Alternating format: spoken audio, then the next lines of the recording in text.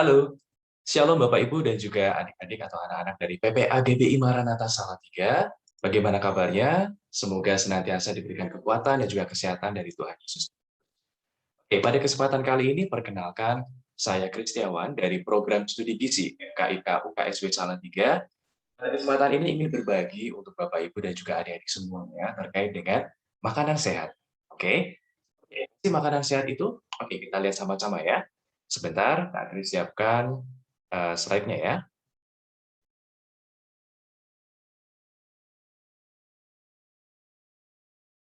Oke, ini dia ya. Oke, makanan sehat bagi keluarga. Ya, materi ini spesial banget begitu ya. Kenapa ya?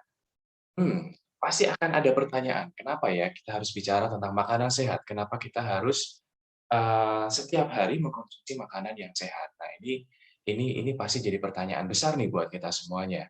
Oke, Kak Kris coba untuk memperlihatkan beberapa pemberitaan yang ada di media massa, gitu ya, seperti di internet.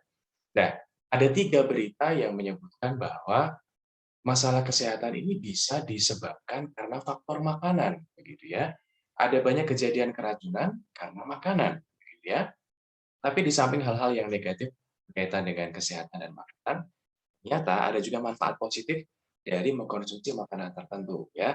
Misalnya pada pemberitaan ini disebutkan bahwa ada makanan tertentu yang bisa membuat kita awet muda, gitu ya. Jadi tidak kelihatan tua gitu, jadi muda terus begitu ya. Nah, seperti apa sih sebenarnya makanan yang baik untuk dikonsumsi oleh keluarga? Ya, Kak Kris merangkum beberapa informasi begitu ya untuk makanan yang baik dikonsumsi oleh keluarga. Yang pertama adalah makanan yang bersih. Makanan yang bersih ini adalah makanan yang higienis begitu ya. Artinya apa? Makanan yang bebas polutan atau zat-zat yang berbahaya bagi kesehatan tubuh kita. Seperti misalnya kalau bebas polutan fisik itu seperti ada sisa tanah mungkin ya, atau debu misalnya, atau pasir dan sebagainya, begitu ya. Kalau yang kimia ini bebas dari eh, zat-zat atau materi seperti pestisida, begitu ya, pupuk yang berbahan dasar kimia, yang kalau kemudian secara rutin dikonsumsi oleh tubuh, nanti bisa mengakibatkan sakit, begitu ya. Kemudian bersih dari hal-hal yang bersifat biologis. Apa sih maksudnya? Bebas dari ulat, gitu ya, bebas dari serangga, kemudian bebas dari semut, misalnya ya, atau bebas dari jamur dan sebagainya. Jadi misalnya ketika adik-adik atau Bapak Ibu membeli buah dan sayur, harus dipastikan bahwa sayuran atau buah yang dibeli ini bersih, begitu ya. Atau misalnya setelah dibeli dari pasar atau dari supermarket, harus dicuci, dibersihkan terlebih dahulu di bawah air yang mengalir. Kemudian makanan yang baik untuk dikonsumsi oleh keluarga adalah makanan yang sehat pasti. Makanan yang sehat itu yang seperti apa? Tentunya makanan yang bergizi. Makanan yang mengandung zat gizi mayor maupun zat gizi minor. Zat gizi mayor adalah karbohidrat, protein, dan lemak. Gitu ya. Nah, zat gizi minor apa? Zat gizi minor ini zat gizi yang jumlahnya tidak dibutuhkan tubuh dalam bentuk yang dalam jumlah yang banyak ya, tetapi secara kebutuhan itu harus tercukupi setiap hari. Seperti apa contohnya? Ada vitamin, ya, juga ada mineral, begitu. Nah, satu lagi, makanan yang sehat dan yang bergizi adalah makanan yang beragam atau bervariasi. Tidak hanya makan nasi saja, tapi juga makan misalnya sayur, buah, lauk, dan sebagainya. Yang ketiga, makanan ini dapat dikonsumsi oleh seluruh anggota keluarga, ya, atau secara khusus. Maksudnya bagaimana?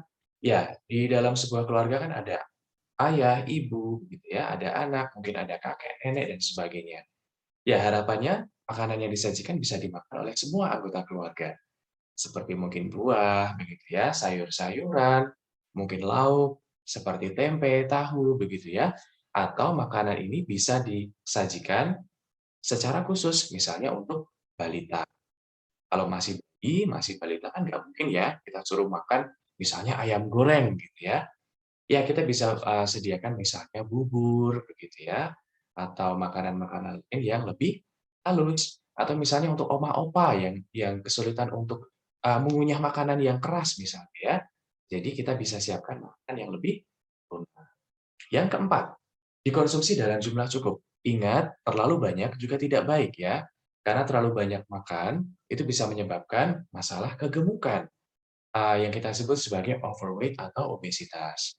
Kalau kita mengalami kegemukan, nanti bisa menyebabkan gangguan kesehatan tertentu.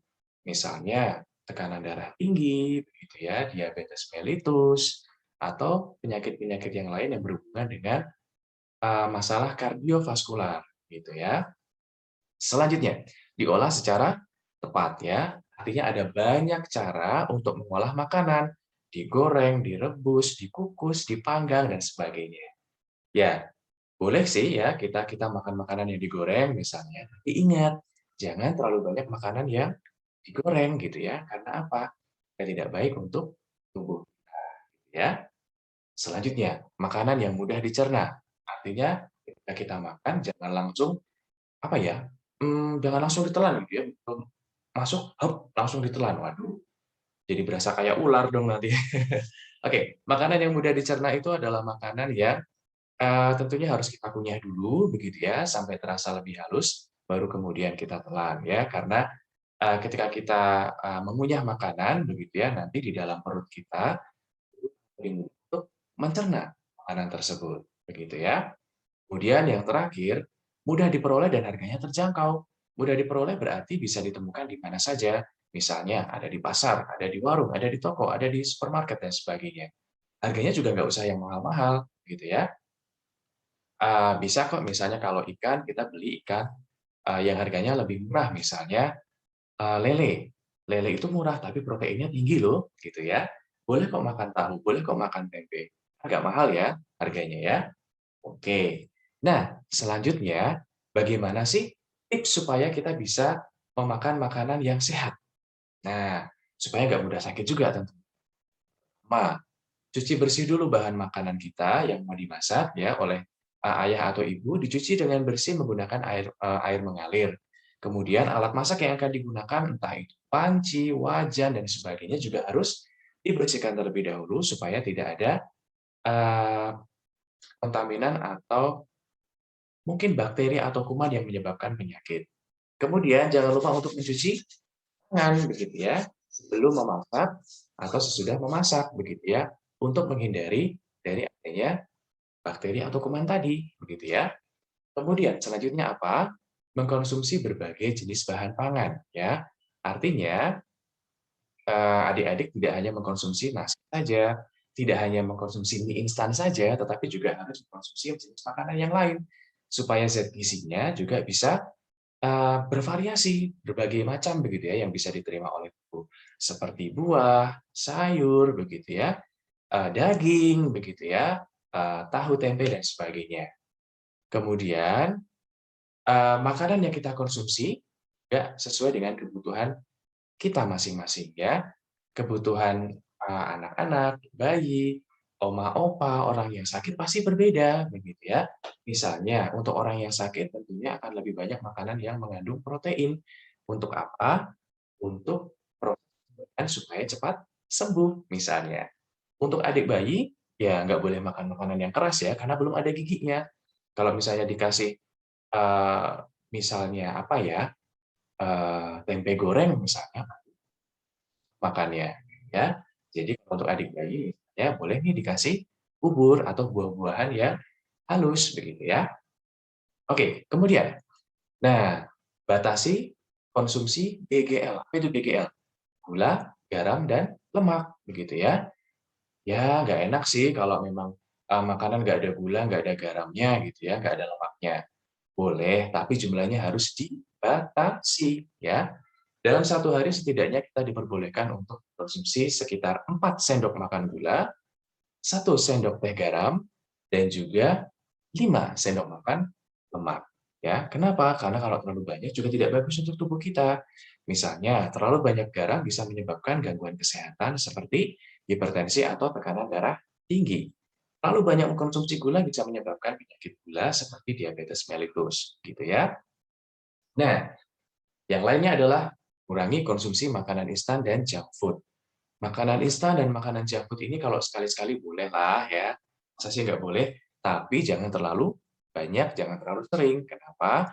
Karena makanan seperti junk food begitu ya, adalah makanan yang rasanya memang enak, tapi zat gizinya sangat-sangat sedikit, begitu ya. Jadi tidak baik untuk tubuh, begitu ya. Apalagi kalau kita konsumsi setiap hari, gitu. Apalagi, nah perhatikan porsi, pola dan kebiasaan makan keseharian ya. Makanan yang kita konsumsi tentunya makanan yang harus bergizi seimbang ya. Jangan cuma makan nasi saja gitu ya. Bervariasi ya. Tadi bisa tambahkan sayur, tambahkan lauk misalnya ya. Kemudian makan dari biasanya 3 kali ya makan besarnya. Nah, di antara jeda makan boleh kok kita ngemil, tapi ngemilnya juga yang sehat ya, misalnya seperti buah begitu ya, atau mungkin sayur begitu ya. Boleh banget gitu ya. Oke, apalagi masak bahan pangan sampai matang ya, jangan setengah matang karena nggak bagus juga ya buat kesehatan. Tapi tentu disesuaikan dengan jenis bahan pangannya. Kalau misalnya sayur, ya jangan sampai kemudian dipanaskan di dalam air yang mendidih. Kenapa? Karena nanti justru malah kandungan vitaminnya rusak begitu ya kalau terlalu lama di dalam air yang panas misalnya. Kalau kita goreng telur, kalau misalnya goreng daging, masak daging tentunya harus sampai matang karena kalau tidak matang masih ada bakteri yang hidup loh ya, ada kuman-kuman yang bisa menyebabkan sakit nanti.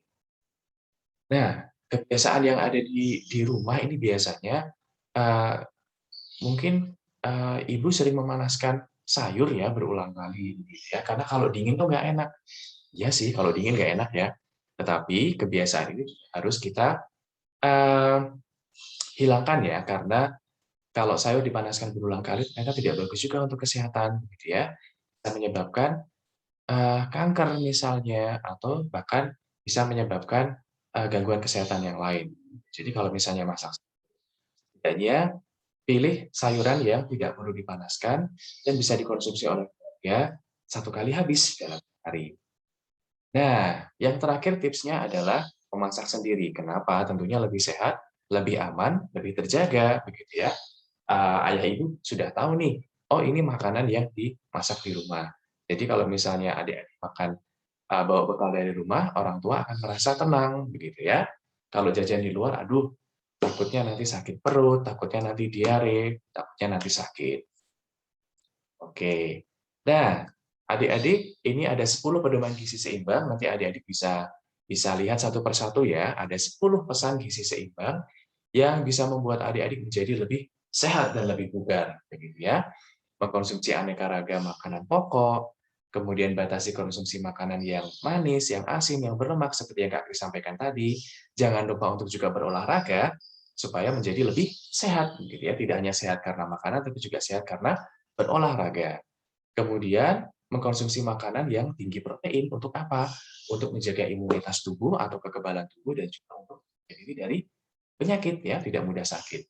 Nah, jangan lupa cuci tangan pakai sabun dan air mengalir ya untuk mengurangi kuman-kuman yang ada di tangan. Biasakan sarapan pagi. Kalau nggak sarapan pagi nanti biasanya lemes gitu ya. Minum air putihnya juga harus cukup ya, minimal 8 gelas per hari. Makan banyak buah dan sayur, kemudian bersyukur ya karena Tuhan masih memberikan kita banyak sekali berkat melalui makanan, jadi harus bersyukur dengan apa yang disediakan oleh ayah ibu di rumah. Kemudian yang terakhir kalau misalnya kalian beli makanan di supermarket, misalnya roti atau biskuit boleh kok, tapi biasakan membaca label kemasan makanannya begitu ya. Wah, makanan ini kok terlalu banyak garam. Saya nggak pilih nanti nanti saya bisa eee pusing misalnya ya. Waduh ini kok gulanya banyak ya. Oke, saya nggak mau beli yang ini pilih yang lain aja misalnya ya. Oke. Nah, ini contoh ya adik-adik ya, Bapak Ibu, dalam 1 kali sajian makan, setidaknya ada komponen yang seperti ini. Ada sumber karbohidrat misalnya nasi, ada sumber serat misalnya buah dan sayur, kemudian ada lauk pauk seperti di sini contohnya ikan atau tahu. Dan jangan lupa untuk mengkonsumsi air putih, begitu ya. Boleh kok adik-adik juga menambahkan susu di sini ya. Nah, Kak Kris mau bilang, ayo adik-adik semua, lebih banyak mengkonsumsi buah dan sayur. Ya, kenapa? Karena sangat bagus sekali untuk kesehatan. Ya, bagus untuk pertumbuhan, ya, bagus untuk kesehatan mata, kesehatan kulit, begitu. Bikin kalian kuat.